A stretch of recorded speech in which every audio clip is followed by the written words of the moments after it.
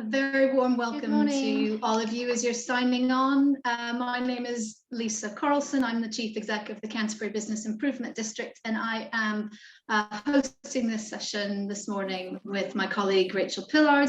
And we're going to hear today from Sally Brady, who's a business planning specialist, and she's going to cover cash flow budgeting with us. She's known on Twitter as the cash flow lady, but I'll hand over to Rachel Sanders in a moment to introduce her, and really just want to run through some of the training sessions that we have coming up before we dive into cash flow.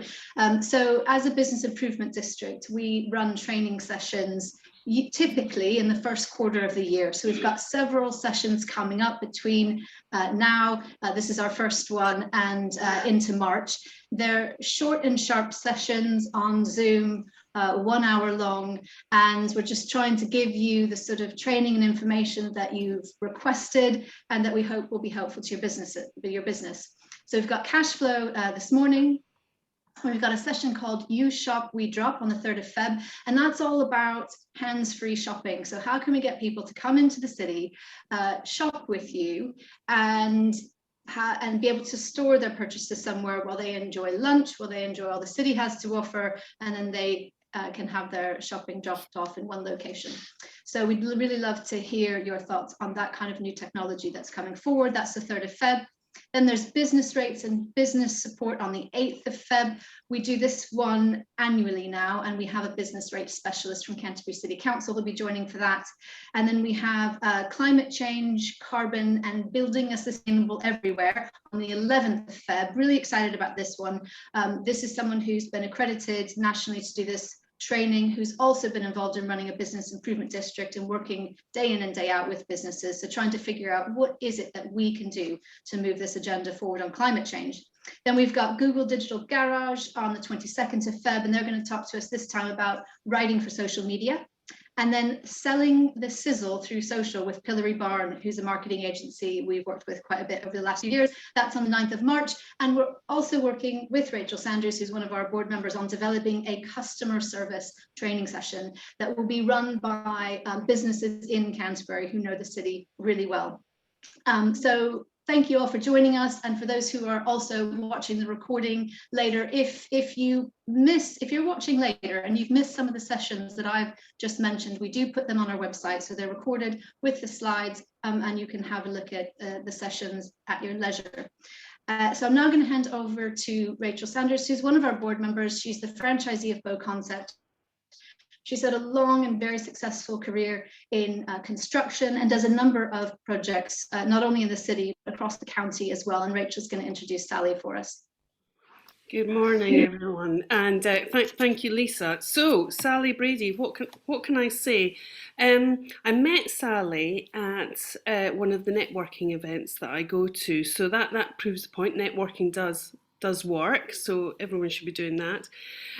But more importantly, this was during COVID that I met Sally, and I knew as a business at some point there would be a bit of a cash flow crunch in my business. So that was the idea, that businesses would be opening up and a lot of the support that we enjoyed from the government would fall away, but actually footfall wouldn't come back quite as quickly. So there might be that delay, and that caused me quite a lot of anxiety and a few sleepless nights because I didn't know what the answer was. So I sat down with Sally and we worked together, and she helped me understand my cash flow better. Now, that sounds like a really obvious thing that you should do as a business, but I can almost guarantee you most people don't look at their cash flow. But what it did to me, even though the figures didn't look great, I knew exactly what was going on. So that uncertainty came out of the picture because I knew what myself and my team had to deliver to sort the problem out. So I put forward to Lisa that this would be a really good training exercise, because I suspect a number of us, as our turnover's doing this and trends have all changed post-COVID, that maybe we're worrying a little bit about cash flow. So I'm hoping you'll enjoy this. Sally's got heaps of really good advice. Sit back and enjoy. Thanks very much, Rachel. All right, I'll introduce myself, tell you a little bit about my background, and then I'm going to talk you through cash flow. I've got some slides to talk about building a cash flow. Some of it might be very obvious to you, some of it might not, some of it will be a bit of an eye-opener. And then I'll give you a little overview on some of the accounting systems that I work with that sort of help towards cash flow management, and the three areas that you really need to focus on. Now, my background is in the corporate world. I was a corporate accountant for many, many years, about 30 odd, so I'm a little bit old. But one of the things I always saw was, obviously, with big companies, they have a great big team around them that can support them. You'll have a CFO, a CEO that might not necessarily have financial knowledge, and they don't need it because they've got a strong team. As smaller business owners, you don't have that. Yes, you might have an accounts team. Yes, you might have an accountant, but actually on the day-to-day level, you don't have the support that a big company necessarily has. Now, the other side of it as well is, as a business owner myself, I know how, you know, the peaks and troughs that we get within business and how cash flow can really impact that. It can impact a lot of decisions, especially you guys in the areas that you work, probably more than myself. Although I've had some scary moments over COVID as well, but because I knew and I could see ahead, I could see how to manage it, and that was through managing my cash and my cash flow forecast. You'll think that a lot of big businesses have cash flow and have this in place. They don't. I'm working with a company at the moment. Their turnover is 15 million and they don't have a cash flow. And at first, when I first met the guy, he was very bolshy with me and said, I don't need a cash flow, I don't need you. 2 months later, I got a phone call and said, can you come and help me? We're 100,000 in loss and I don't know why, and I need to be able to manage my cash. And that is invariably how it goes. Now, the last company I worked with was Bell UK, which is the cheese company, Baby Bell, and they were very hot on cash. It's a French company, but we had to report on cash every single day. The way they manage their cash has ensured that they stay a family business for many, many years, and they will remain a family business because they know ultimately how to manage their business through cash, and they are a cash-rich business. To the point where they could buy brands like Borsan outright. There was no borrowing in that business when I was there. I'm pretty sure there is now because they've been making acquisitions. Anyway, I won't bore you with that anymore. So I'm going to talk you through cash flow. Cash flow is one of the things that I always say is king or queen within your business. It is absolutely vital. It is different to profit. Some people mix up. I've got a business at the moment where we're struggling to explain the difference in profit and cash. Cash is what you physically have in your hand today, what you could recognize in your bank account. Profit is something that your business is generating that gives you that cash. Now, another scenario I'll quickly share with you is a business owner that I came across a few years ago, made a profit, £60,000 profit in 1 year, and within 1 month of the following year had no cash. Now, that was because she saw that profit, which, yes, it had generated cash within the business, as money she could physically spend. So within a month, she'd gone into £30,000 loss, and we had to get her out of that. Now, there's a video in my, I'll drop my link tree at the end of the session, in there that talks about that scenario and why cash and keeping an eye on your figures is important as well. So I'm going to try and slide share now, which could be quite challenging because I'm not very good at this. So my skills lay within cash, not Zoom and slides. So I'm just going to, I'll share my screen first and then hit the, right, I have lost you guys. So I'm just going to share my screen initially and then switch it over. Yep, Sally, we can see that. Right. Right, I'm just going to stop sharing and share my other one because it for some reason it won't switch over. Right. Okay, can you see that introduction to cash forecasting? Yep, that's perfect. Okay, great. So I've got 2 screens, hence the reason I'm moving my head around. I'm not ignoring you. Right, so this is what I was just saying about that, you know, within your business, you are most likely aware how cash obviously impacts your business on a daily basis.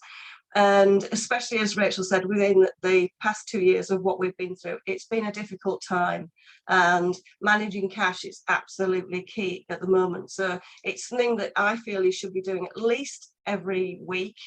I'm a bit of a geek, so I do mine every day. I'm sorry, this has got a timer on it, so I'm going to have to pause as we go. Right, but one of the first things that I always say to people is that you don't need to be an accountant to manage your cash or plan your business. As a business owner, you start your business for a reason, so you know your business, so you know what to do within your business. So the numbers side of it is just an extension of that. It's not difficult, you can keep it simple. So you don't need to be an accountant to do these things and manage cash. I use spreadsheets, and very simple spreadsheets, and I can share those templates with you. It's something that you can complicate or you can keep simple. And I say for general business owners, know your numbers and keep it simple. Right, so when starting with a cash flow, the first thing I would say is choose your tool. Again, I say keep it simple. A lot of people will tell you that they've got accounting systems or forecasting systems. I know some business coaches use cash flow forecasting systems. I'm sorry, but I believe the best tools out there are Excel or Google Docs, which is basically Excel, because you can manipulate those numbers. You can put in actual numbers and get them to work for you. So by using a system, yes, great, it can do it for you, but it's only as good as the information that's put in it in the first place. And it can't plan ahead a year, because you can't give it a year's data. In your accounts, you don't post your accounts for a year. However, you do know what your static costs are, so you could put those in Google Docs. Your accounting system or an automated system won't do that for you. So choose your tool.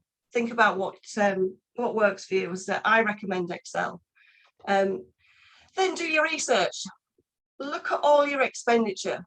Go through your bank statements. That's one thing I would say. Look through your bank statements. Your bank statements tell you everything you need to know, so you can gather your income around you and your expenditure. So look at all those tiny direct debits that you're ignoring, all the subscriptions that you've probably got that you don't need. I found out the other week that I had two Disney subscriptions, one for my grandson and one for here. Now that's crazy. And so I'm guilty of it as well. So always check through your direct debits, get all your information together. Yes, it's boring and monotonous at first, but you probably spend an hour on doing this and get as much information as you need. So it's not difficult to do. Once you've done that, start planning. Now I always say I always do a cash flow for at least 12 months. But if that's a little bit overwhelming for you, then I would say do 3 or 6 months initially, and then start extending it out. You'll probably think I'm crazy saying 12 months. How can you plan that far ahead? But actually, it's easier than you think, because I say, once you start looking at your bank statements, sorry about these slides, they're on a timer, you'll find that you'll say, what your utility, your subscriptions are a good one. If you're like me and you go networking every week, you'll know that, like, I pay £30 a month for my networking subscription for a particular network. If you've got internet, might be £45–50 a month. You might have static utility bills, you might not, depending on what type of business you are. You might pay your accountant monthly, a lot of people do now. So, there's a couple of £100 there. Those sort of things, for the next 12 months you've got. So it's easy to put in a spreadsheet. So those sort of static costs that I talk about, they're the easy bit. Plot those first, and plot those out 3, 6, 12 months. With those, you can go 12 months. The difficult part, I appreciate, is your income, especially at the moment, because you'll find yourself so up and down in respect of where you've been and where you want to be. But actually, this is quite a good goal. So it's quite a good way of focusing yourself. Again, another client of mine, she's a doctor and she sells courses. So what we've done with her when we've plotted her cash flow is she starts to look at it, and so actually she starts to measure it and looks at the forecasted and actuals, and she'll look at the various courses and say, well, actually, if I sell that course, it brings me more money. So she'll focus on that course, and that actually gives you that level of responsibility and accountability to actually drive your cash. Because once you can start seeing, as Rachel said, she had a bit of a moment that was, it was going to be a bit tight, but by having the visibility, you can actually see going forward. So you can say, right, okay, yeah, I can focus on selling that item, or I can focus on selling that service. If you're a shop, maybe you can drive some sort of promotion that'll bring you some money in, which will, in the interim, deal with that blip that you might have. But also it might create a stir that going forward, you'll see a trend in that particular item where the income will increase. So it's about sort of focusing you as well. Take your actual sales now, what you've done over the last couple of months, plot those out. Or if you've got debtors, as in, your customers owe you money, plot those out of when you think they'll pay. And then build it from there. Start pushing it out for the next 6 months, 12 months. And that will tell you, where do you ultimately want to be with your income? It's the same as budgeting within doing your financial planning of your business. It's the same. You're setting a cash goal. So look at it that way. So right, this is what I'm doing now. This is where I want to be in 12 months' time. So once you've plotted your income and expenditure, so I'll just move my slide on. You're building your plan. And again, this is another thing, is don't miss things out. The only person you're cheating is yourself. It's like going to the gym and looking at the weight machine, touching it and walking away and saying, I've been to the gym today. You're cheating yourself. It's the same scenario. So be brutally honest when you're doing this cash flow. A lot of my clients, excuse the language, say they have an oh shit moment when they do a cash flow with me. Because it is very much a case of, it's an eye-opener. There'll be costs in there that you didn't realise you were paying. There'll be items in there that you could get rid of, but it focuses you on that. Now, I say, with you, the ultimate bottom line is what you're looking for. You want to know where you're going to be in 12 months' time. So you've got your income, you've got your expenditure. Bottom line is what is going to be in your bank at the end of the day. I'm going to stop sharing now because it keeps moving. Right. Yeah, so the bottom line is what ultimately you're going to have at the end of the day. So, so it might be a bit scary, but it'll allow you to manage it. It'll allow you to have that visibility within your business of where you could possibly manage an up and a down, or it might be great, you'll be absolutely flying, in which case you'll be looking at paying more tax. So you need to build your tax scenario in. On my cash flow, I have my income projected out to the level of, I put in different categories. So I have different services. So I work as a part-time finance director, help in startups and existing businesses build business plans. I have a low-cost monthly subscription, and I also work with people on a one-to-one within the business. So I cut those income streams out and I plot them along the top line of my income. So again, focusing where I want to be. So I know, which drives me the most income. And, again, say it gives me that goal. And we're all in business to make money, so we all have those goals. And then I plot out my expenditure to the level that I build in my own salary, because I'm a limited company, so I have to draw a salary. And I also plot in how much tax I'm going to pay, because out of that, at the end of the day, we're all in business to make profit. You might not be making a profit, but just having that extra line in, just that tax line to focus you. Again, you'll start thinking about, actually at some stage I might start paying tax, or I might have a bill that'll come in that'll hit me. So I've got that little bit of fund in there that I know is still within my cash that I could utilise. So again, it's that wake-up call. Now I don't do just cash flow for my business. I do it for me personally, because again, your business is you're in business to actually make money for yourself. You might be a sole trader, you might be a partnership, you might be a limited company, but at the end of the day, you started that business for yourself to have some money. So again, do exactly the same with your personal side of things, so the personal expenditure. Plot out your bills, plot out all your gym memberships, all those sort of things, and then work out how much money you need at the end of the day that you're going to draw from your business. So again, feed that through to your cash flow in your business. you know that you've got to generate money for your salary for you to live. So put it in your cash flow. Link the two together. I have them side by side in a spreadsheet. So it says that actually, you know, my utility bills and things at home are this much, mortgage and rent are this much, rates. You know, I know exactly what all my personal costs are. A lot of you ever had kids, they're expensive. Build them in there, all the little things that they like to do, and feed that one liner into your business plan, into your business cash flow, because again, it's making your business afford you.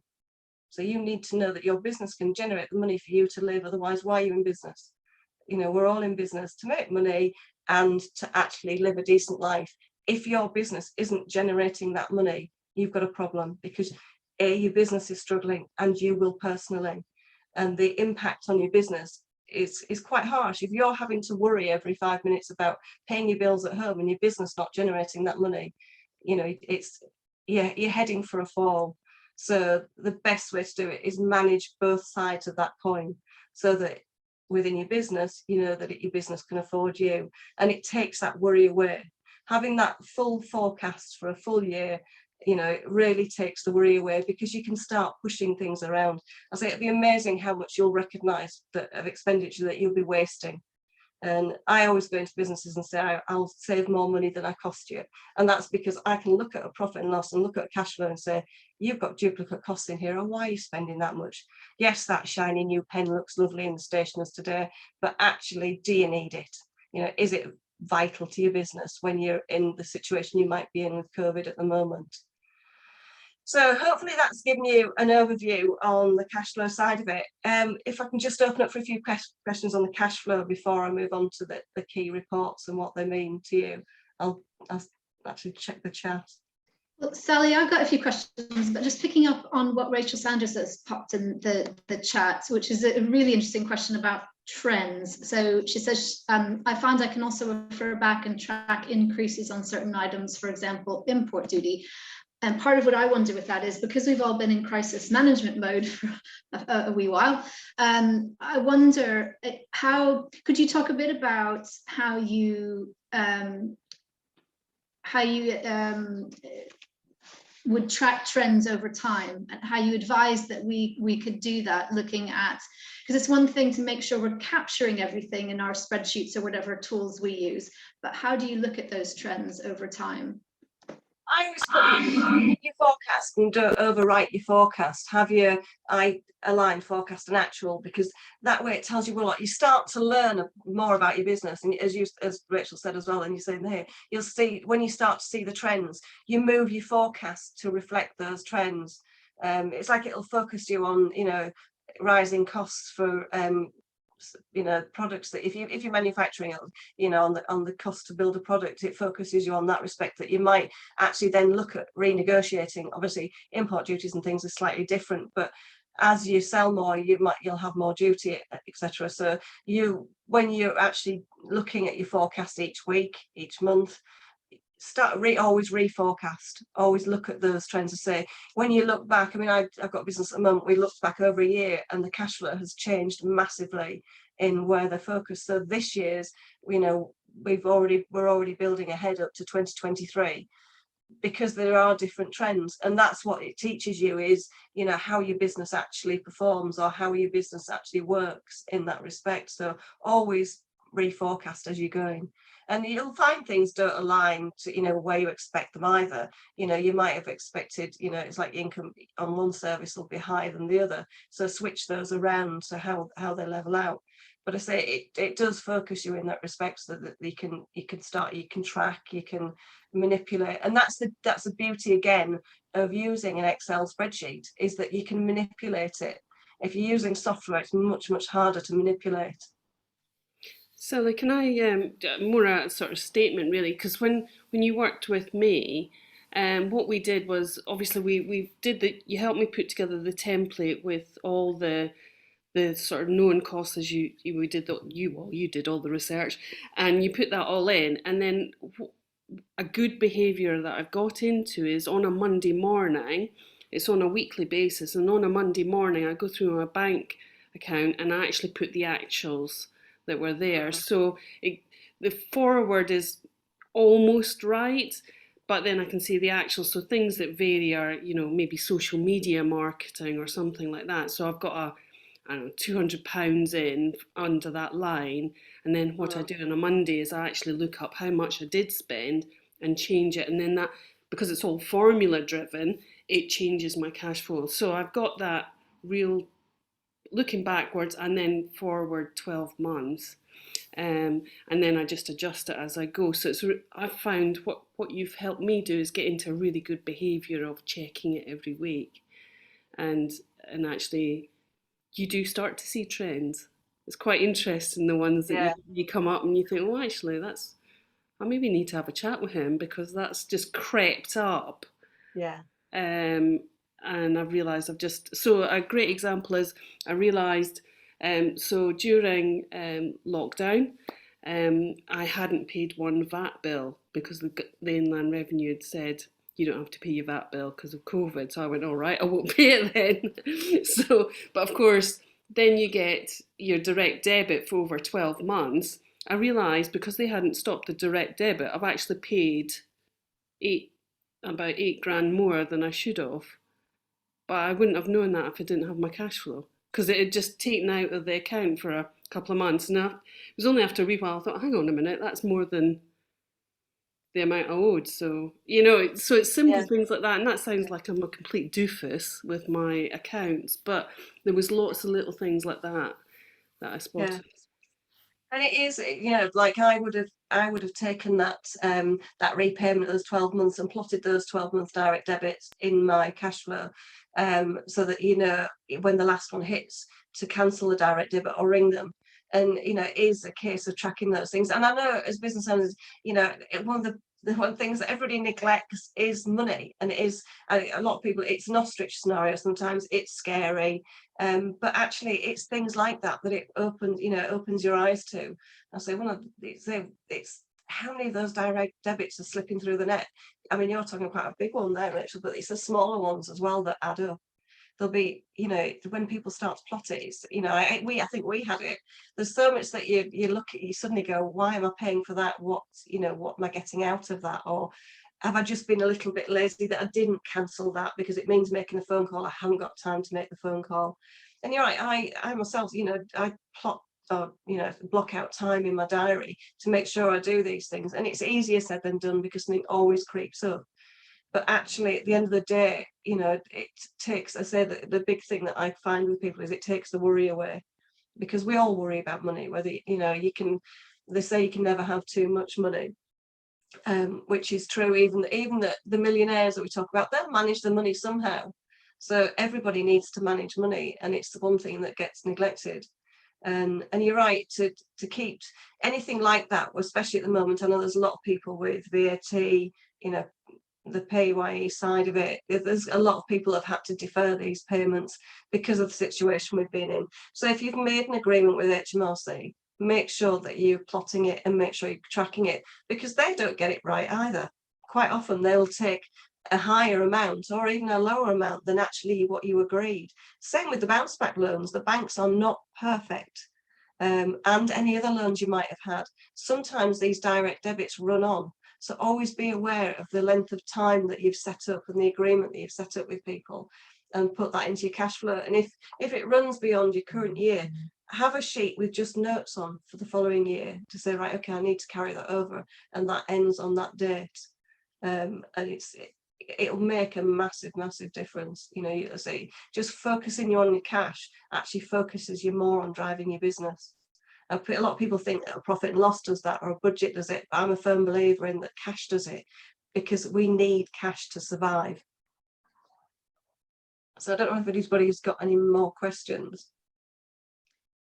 Sally, I'm going to save my question because I have a feeling you're going to answer it next, but I will ask it, because it's going to be around that point in time where you're looking at your P&L and your cash flow. When do you decide in terms of kind of forward business planning? But does anyone else have a question before we move on to the next section? No. Okay, Sally.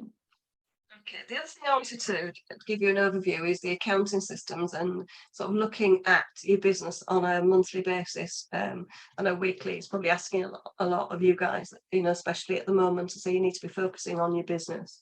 But I tend to work with Xero and QuickBooks. They're the ones that I see that most business owners get the most value out of. I'm seeing Sage at the moment as something that's being left behind in the systems area. Some people still use it, but unless you are, using any specific cloud-based version, they are quite clunky. But Xero and QuickBooks, they pretty much are very similar tools, and they have the automatic bank feed and a really good dashboard that show you, where you are each day. Now, I personally use Xero. I started off with QuickBooks, but at the moment, I've taken a preference for Xero. No real reason. Other than for me, I'd like the reporting it gives you. So it'll give you, I said, the bank feed, it'll give you every day, so you can see that what you've got to reconcile, which helps you build your cash flow. It does have a cash flow statement element to it, but it is quite confusing. I have looked at it in terms of maybe using it even to sort of populate a cash flow forecast, but the way it actually reads, it's very American, and it's not something that we tend to recognize. The other side of it is, as you're doing your bank transactions, if you're not throwing invoices in there, you're just feeding bank as expenses and income, you're not specifically using the invoicing side of things, then it's building your profit and loss in the background as well. If you're using supplier invoices and doing your invoicing, both great tools within there. It has several different apps that it integrates with from an API point of view. So HubDocs is one of them I use personally, which pulls my supplier invoices in.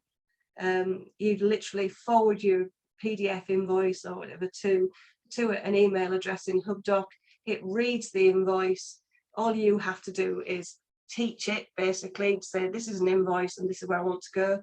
The next time you get that invoice, it already knows that, so it's very intuitive, and it pushes that invoice through to Xero, so you don't have a lot of work to do. So if you're managing your own books, it's really, really good. If you've got a bookkeeper, then ask them about it, ask them what they're using, get to know what tools they are using so that you can dabble yourself, because if they're using Xero or QuickBooks, you should have that view as well. You should have a login that you can have a little look at what they're doing, because again, as accountants and bookkeepers, we don't get everything right, and it might be that something's posted not in the right area that you want it to be or you want it to see. So they're really, I say, really intuitive tools. The dashboards and the reporting on them are excellent. You can customize your sales invoicing. So they're really good tools. So I suggest if you haven't got anything like that, or you're still doing it on a bit of paper or have a bag of receipts, look at Xero, because I've no doubt in this room there'll be a bag of receipts somewhere. And I can see Sarah's laughing, so maybe it's her. Yeah, have a look, because even receipts, they take a photo and it scans it through. The interface on these things is second to none these days, and it's improving every day. And they have payroll attached to them as well, and it's easy to do. So the other thing is management reporting. How many of you actually review your management reports every month? So your profit and loss, your balance sheet, and your cash flow. How many of you actually do that? Yeah, no, you do, Rachel. So, actually, Tim, I can also say you did the scorecard. I was really impressed. So I know some of you started the scorecard and didn't finish it, but it gives you a good overview of your knowledge and where you are. And it, I did look at them. So, and I said Tim was a bit of a star, I've got to say. But actually, it showed where the weaknesses were, Sally. Right? It showed where the weaknesses were. Yeah, and I say I always get my clients before we start working together to complete it, because it gives me a really good insight into your knowledge, and I think it gives you an overall view. Like you say, it shows where your weaknesses are, and they're not always necessarily weaknesses. Some of it's just about time and not knowing. So, but no, the three key reports I always say focus on, and you should be looking at your accounts monthly. If you've got an accountant that you work with annually, have a chat with them every month. Ask them to send you reports every month. it is worth spending the money to get that information. Or if you've got Xero, QuickBooks, thing like that, do it yourself. Have a look at how your business is performing, because if you're in profit, it's great, your cash is going to be coming through. If you're in a loss, again, you're going to have to start managing that situation through your cash flow, but at least you know. And yes, all right, profit and loss and balance sheet, they're historic information, but they tell you a lot about your business as well. Again, be proactive with these things rather than reactive, especially at the moment. If you're in the situation that, as though COVID has hit you at the moment and you might be making losses this year, at least you can plan, at least you can be proactive in what you need to do over the next 12, 24 months to recoup some of that income and put it right. Or look at some grant funding or a recovery loan. Look at what you need, but at least you'll be able to see it within your business, how you can afford it. Because again, it's all very well taking all the grants and loans out there. The grants are income, so they're taxable. The loans, you've got to be able to afford them as well. You've got to be able to make those repayments. Yes, I know it was a bit of a free-for-all how the government have handed them out, and the banks aren't quite as diligent as they were in respect of how they were actually, given out. And I've seen people at the moment struggling to make the repayments, hence they've extended the repayment time. But again, it's something that you should have in your cash flow. It's something that you need to focus on with your business, whether you can repay that loan back. Because at the end of the day, it also affects your balance sheet. Now, your balance sheet is something, again, a lot of people don't focus on. They just look at the profit and loss. And yeah, that's fine. You need to know your profit and loss, but you also need to know what your business is worth, and that is what your balance sheet tells you. So it was great having those loans, but they affect your net worth. They are a liability within your balance sheet. So if you've also had a bad year in respect of your loss of your profit and loss, or your profit might be considerably down, or you've made a loss, you've got an impact of a loan. So that decreases your net worth as a business, and it will impact your borrowing power, your credit status, which people still use, and it will also impact if you're looking to sell your business or pull out your business, or say you can get more funding, it will impact you in that way. So again, these were great. The government threw them out to everybody and said, everybody do this, and here's some money to keep you going. Fantastic. But you have to remember that it's a liability, and it will impact your balance sheet. And don't ignore your balance sheet. Understand it. Take time to learn about it, and what it does. I mean, one of the things I do, I've got a low-cost monthly subscription that I encourage business owners to use. They drop the P&L and balance sheet into me every month, and I give them some feedback on it. And one of the things I always say is, learn about your balance sheet. Let me teach you about your balance sheet. Yes, there's lots of accountancy jargon in there, but at the end of the day, when you break it down, it impacts your business, so it's worth knowing. Again, if anybody wants to chat with me, obviously after this, I'm happy to talk to you. It's sometimes you just need a chat to make sure you're on the right track. I'm happy to do that and get to know more of you as well. And I say, to me, this is a key time. So you need to be reviewing every month your profit and loss, your balance sheet, and your cash flow. And then take the time to interact with your accountant. If you haven't got an accountant, you're doing it yourself. Again, I'm happy to help anybody in here. So you can use that subscription service. I'll put the details across to Rachel so that they can share with you. And sometimes it's just about accountability, but you need to know that you're a business owner and you have to take responsibility for your business, and cash is a huge part of your business. So I can see a question from Claire. How do you plan your utility forecasting? I think based on whatever you're paying at the moment, I know the prices are set to rise and we don't know how much, but I would maybe increase them by 10-20% just to make sure you're covered. It might be overkill, and it might be a nice recoup at the end of it, but look at what you're paying now and then estimate what's going to happen going forward. Listen to the news. If they're saying that prices are rising sort of 10-20% or 5%, Claire, just use that. It's the same if you're doing you're building out your cash flow for next year and you're thinking about any products as well, that obviously inflation in December was at 5.6%, I think. Maybe think about increasing your direct debits by 5 or 6% for next year, or your costs, any costs that you're plotting. think about those sort of things. It's the same when you're doing a budget. You would uplift it for the following year, knowing that you might have price increases anyway. Apply the same to your cash flow. But they are very, very similar models. One is predicting profit and loss and balance sheet. The other one is predicting your cash position. But ultimately, those drive each other. So, you know, think about those percentage increases, and also think about your income as well, how you can increase your prices to match those, to cover that. And don't be afraid to do it. It's, you know, I think I see that a lot, that people, again, are really frightened to put their own prices up, especially at the moment.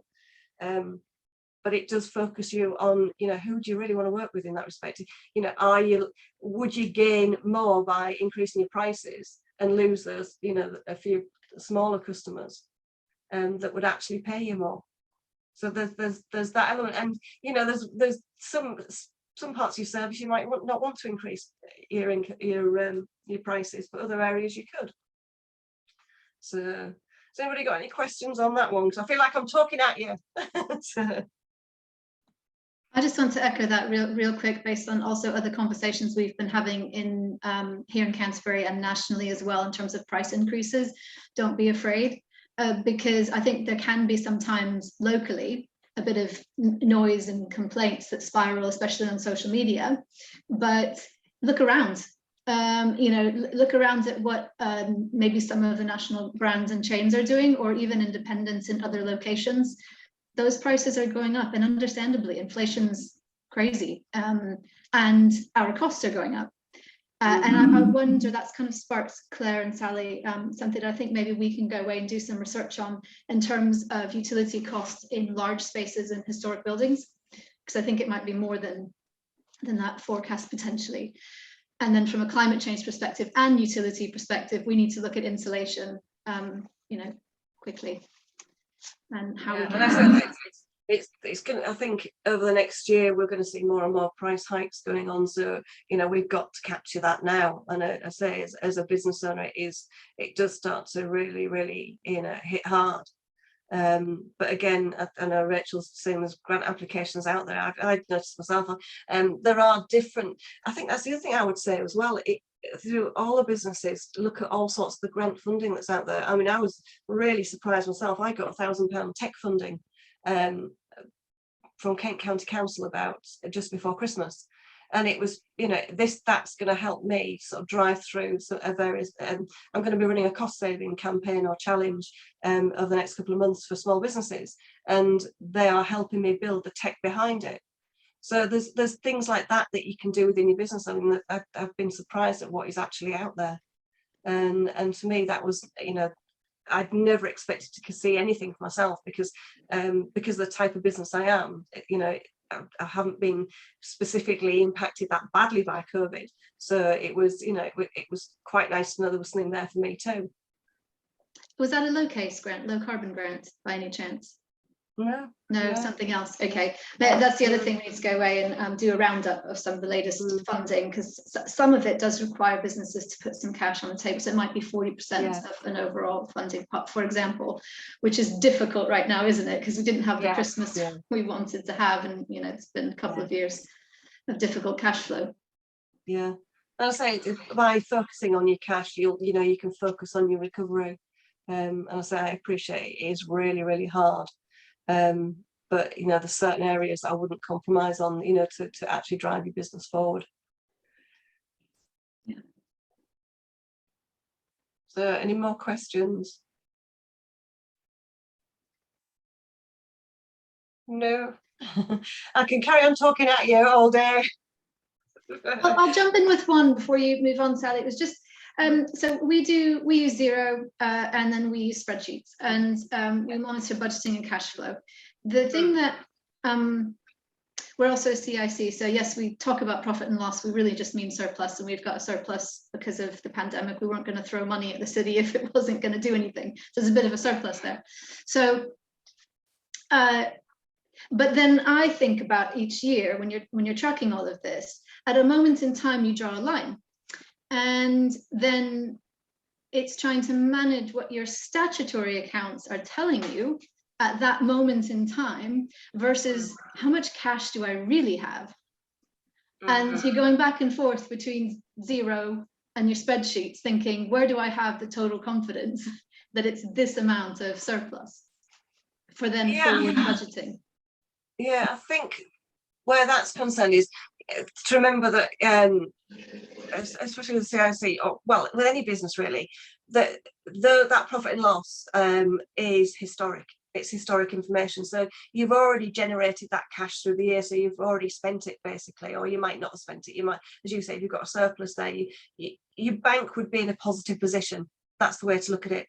If you were making losses, actually, yeah, you might have had some surplus from a previous year, but you know, your bank account would start to go down. So if you were, you know, as a CIC, as you say, you're not making a profit, you're looking to break even and things, then your initial investment would stay pretty stable. So your bank account balance would probably be around about the same all the time. But a business that's growing and making profit, that cash would start to rise. It might rise very slowly, but again, dependent on what the expenditure is, you might decide that you're going to invest in another member of staff. In which case, look at what actual profit you've made. You know, again, that's when you're looking at your profit and loss. Can I afford it?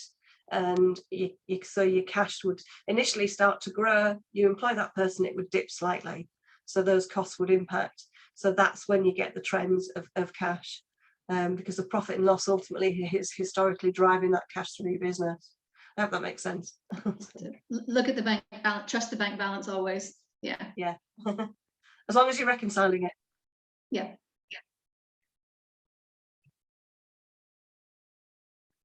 Sally, another one for me. Do you think there's any differences in approach for different sectors? Actually, no. I had a conversation last night with a guy who's running a construction business, and he kept telling me that I didn't understand it. It's very different, and actually, it's not. And at the end of the conversation, he understood that actually it is the same. Any business is the same. It's just how you you know, it's different types of expenditure. It's different types of income. That's the only difference. And how your customers might pay.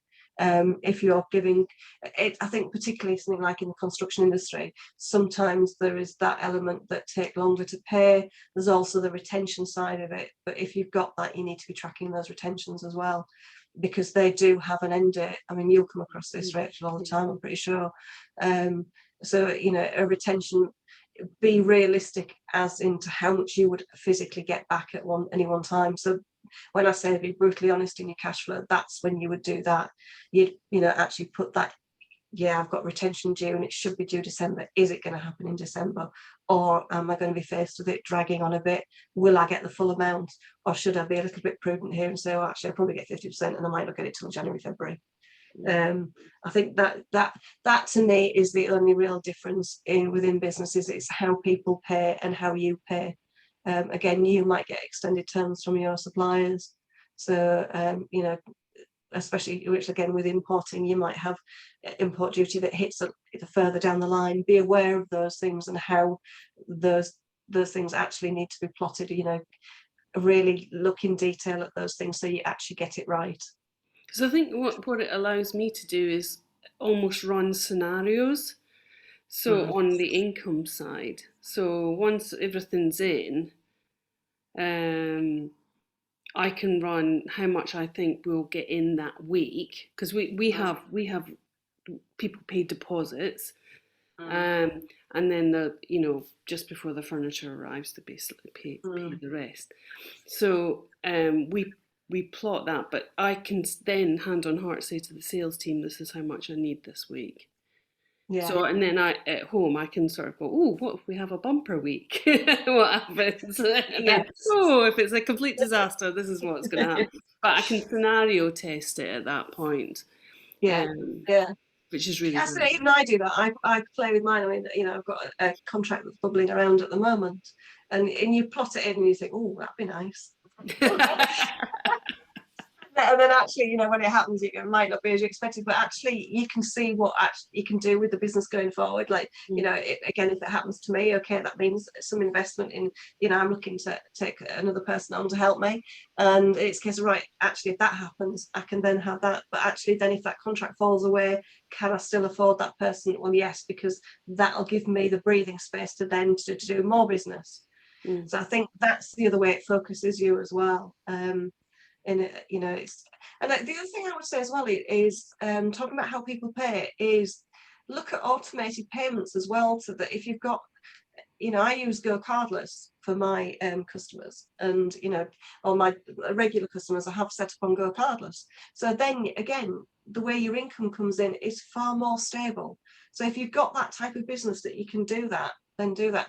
With credit card terminals, I know again, sometimes they need an end of day routine, and if you don't run it, you don't get the money through. So think about those sort of things, those sort of processes that need to be regular to make sure that your income is regulated, that, you know, you get it through. Again, revisit these card terminals. Some of them are really expensive, and some competitive ones out there. You could save a lot of money. So again, that is looking at your income and how you're impacting your income by, you know, can you improve a process to drive your income through to your business quicker? I say, I love Go Cardless. It is quite expensive. Or look at your bank, how the bank can actually support you in doing those sort of automations as well. Picking up on the credit card thing, the thing I like about my new provider is they actually give me the cash quicker. Yeah. So it's not, for me, it's not so much about the charges, it's the fact that I've got control when I get the cash through. Yeah. Because I Yeah. think that my first provider, it would take 3-4 days Yeah. to come through. So that's quite a big Yeah. win for me. Yeah. And again, if anybody's looking at invoice financing, I believe that when it's used correctly, it's a good thing to have in your business that can help you.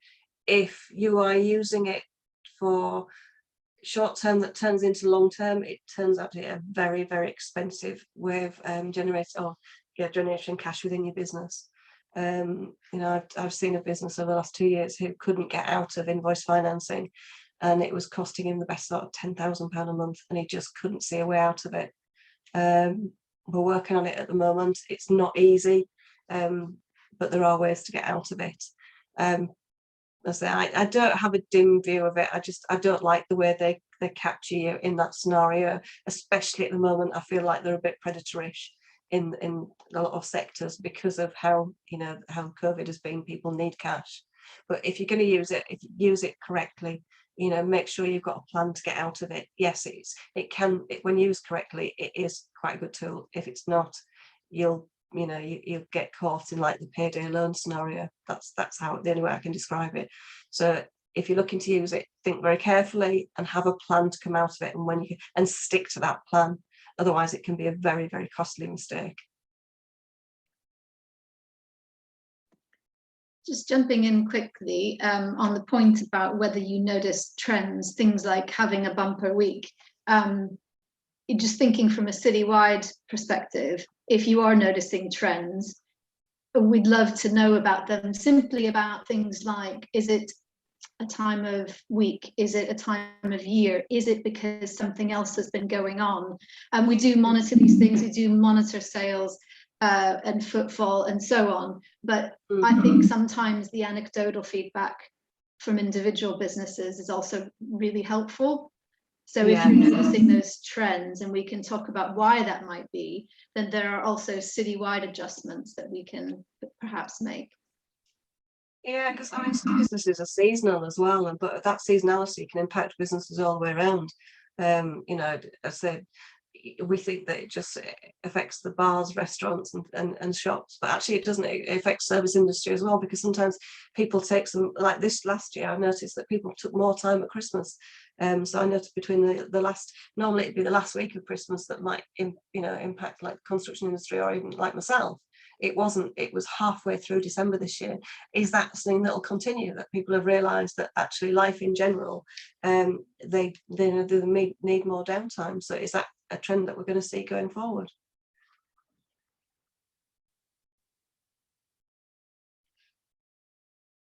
I'd say you know, I say I could talk for hours and keep sort of preaching, but I'd rather not. I'd rather, you know, if you've got some questions, then ask. You know, if not, you know, let me know what another topic you want me to look at for you. Sally, it's been really helpful. Thank you. I think it's definitely the time of year to really think carefully about these things. I know this isn't for everyone, but I love New Year, fresh start, changing habits, changing things around. And it's partially why we do these training sessions. So if you joined a bit late, there's a link in the chat. Maybe Rachel could pop it in there again, just listing all the training sessions we have coming up. And we're also developing one on customer service, which we're going to do with Canterbury businesses, because we want it to be very specific to us and what happens in our city. And then we've got what I hope will be our last virtual networking session, because after that we really want to meet in person. But next Tuesday, 25th, we've got our cafe culture edition. Now we do know how to have fun on Zoom, I can assure you, but we also look forward after that to meeting in person. So we'll pop those links in the chat if you'd like to sign up. And Sally's also got her information if you want to follow. Yeah, thank you. So if you want to do any sort of specific follow-up, please do. But thank you so much for joining us today. And Sally, is there anything else you want to mention before we close our session?